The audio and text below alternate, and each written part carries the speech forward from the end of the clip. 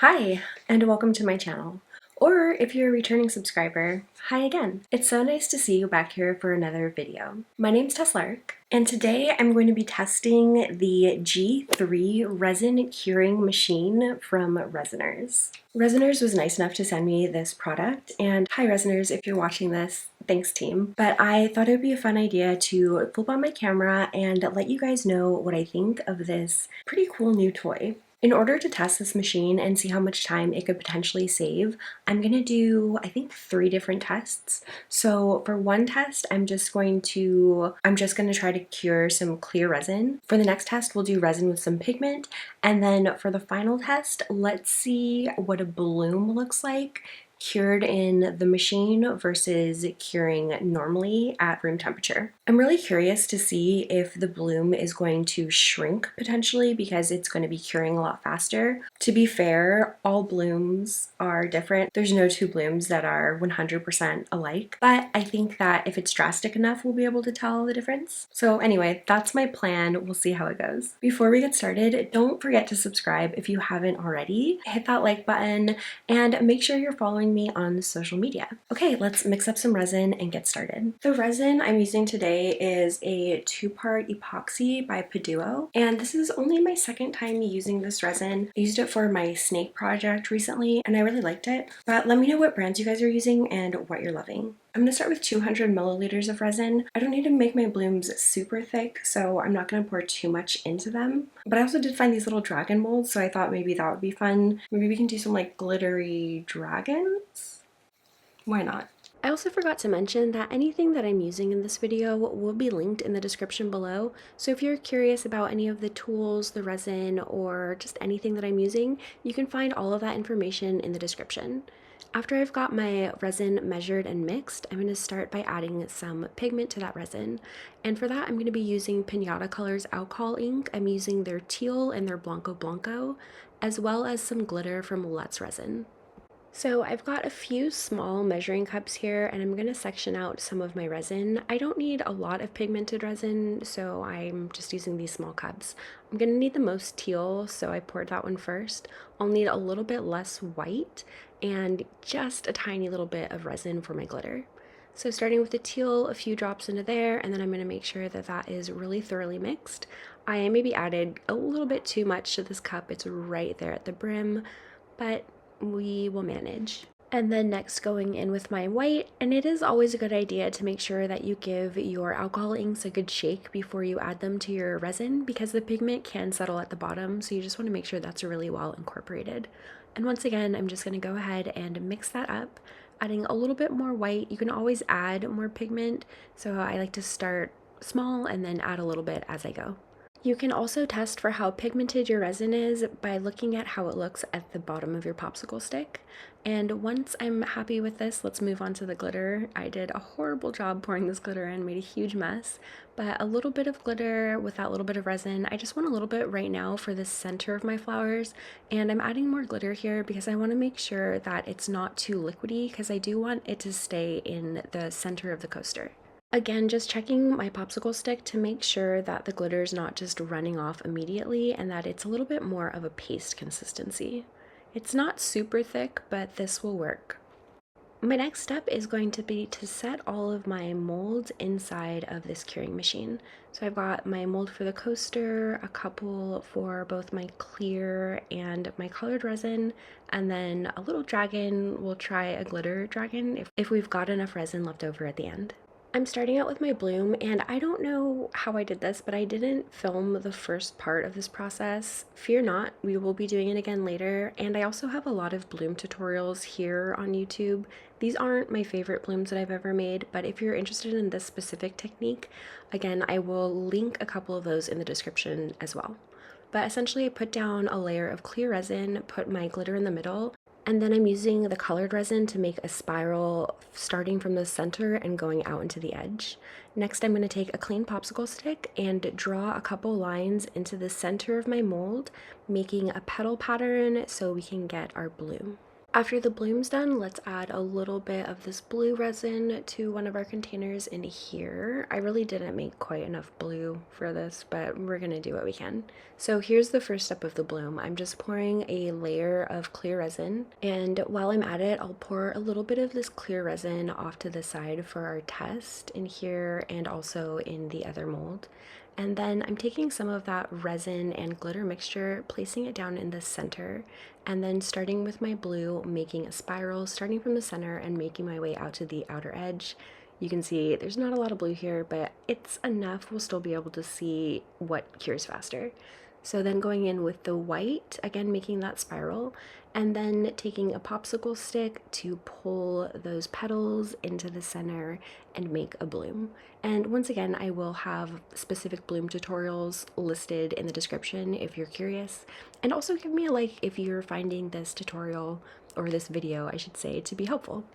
So adding a little bit of my clear resin to the glitter just to loosen that up. I've got a lot of glitter in here, so I don't need to add more, but I just want to make sure that I've got enough to fill my little dragons. And these molds are so small that I'm going to fill them mostly out of the container, but then to get into these little detail spots, I'm going to use a popsicle stick. Excuse my hand, but just using that popsicle stick to drag the resin through the mold, you'll see it a little bit better in the second one. So once again, I'm just filling the big spots and then using my popsicle stick to spread that resin to all those little nooks and crannies. Next, I'm going to put the lid to my curing machine on and go ahead and turn it on. It's got a super easy interface. I'm going to start with 2 hours here, and I'm going to cover these ones up and we'll see what happens. Hello again. So it is our 2-hour check-in, and the resin is pretty set up, but it's still pretty flexible. I don't want to pull the bloom out quite yet, but let's see how this clear resin's doing. So I'm just going to pop this one out of the mold. As you can see here, it's fairly set up. Again, this is only after 2 hours. I am super impressed. It's still pretty flexible here, so I am going to continue to cure these a bit longer. But let's check on the dragon, and I could probably pull it out of the mold, but let's leave it and just give it another hour or so. But just to compare, you can see the clear resin here is still so liquidy that if I tilt it, it's gonna pour out of the mold. So that's definitely a huge difference. You can see how liquidy this resin is. I mean, it's only 2 hours, so I'm not surprised. I'm not even gonna really mess with my blooms, and I can't touch the dragon. But I'll check in again in another hour.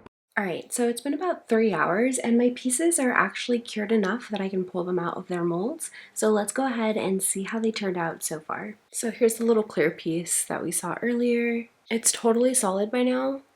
Still just like a little bit of flexibility on it, but pretty much completely cured. And that is versus our little cup of resin, and just looking at it here, I can see that it's still fairly liquidy.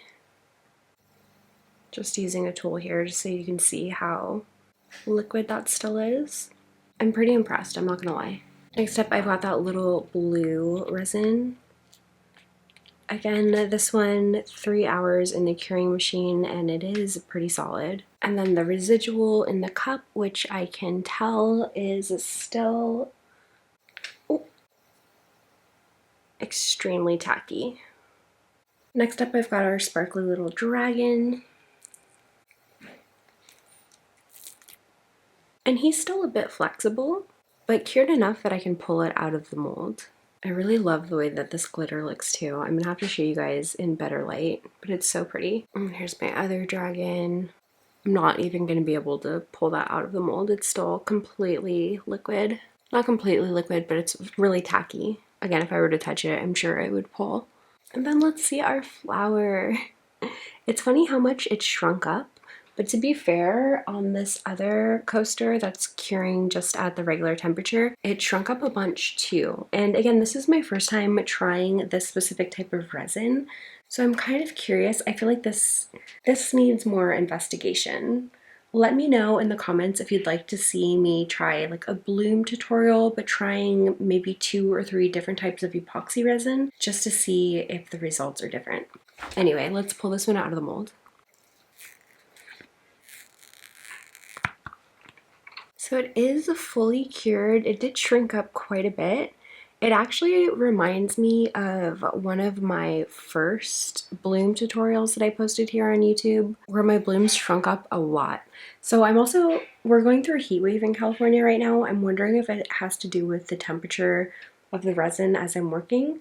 But again, let me know if you want to see me make some blooms using different epoxy resins just to see if we get different results.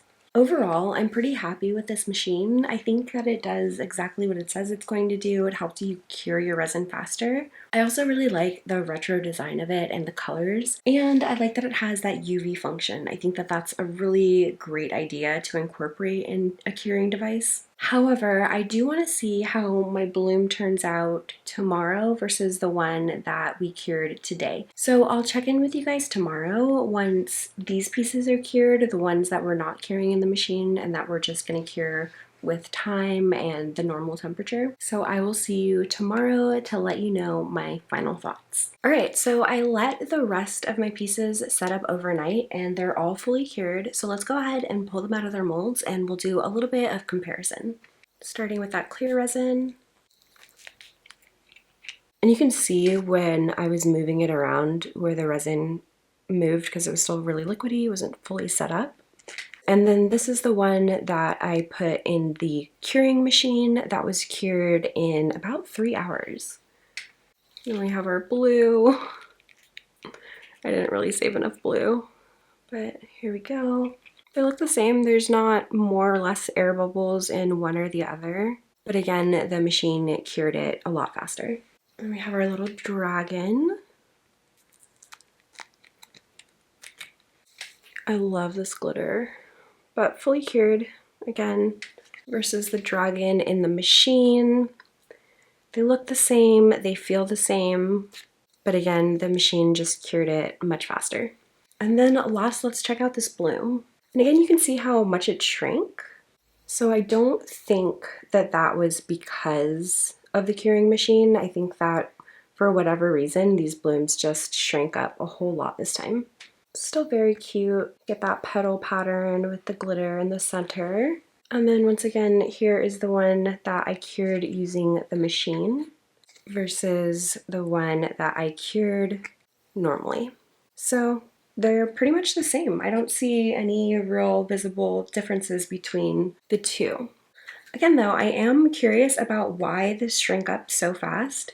I think that I may just make like a coaster set using this resin and see if the resin is conducive to blooms. And again, let me know if you guys want to see a video where I try blooms using different resins just to see what sort of results we get.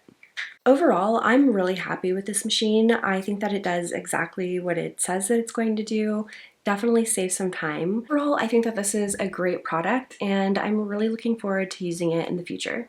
I really hope that you guys found this video to be informative or useful. Give me a like if you did enjoy it, just to let me know that I'm making content that you want to see from me. As always, I really hope that this video inspires you to make something of your own today, and I'll see you in the next one. Bye!